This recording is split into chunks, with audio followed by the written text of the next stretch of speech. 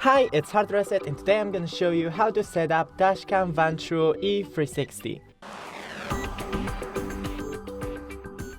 So first, plug it in and click this button to power it up.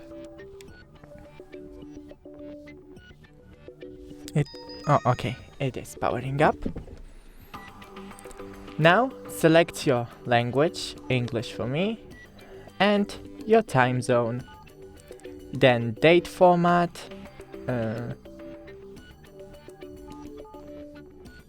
and set up a date. Today is February 27th.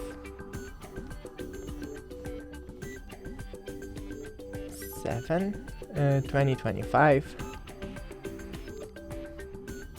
and it's 10:21. Now frequency, speed up unit, Wi-Fi mode, Wi-Fi mode here, and format reminder setup, and I'll set it off. All data will be deleted. X. I don't want it to. Format. That's it, don't forget to leave a like and see you in the next one.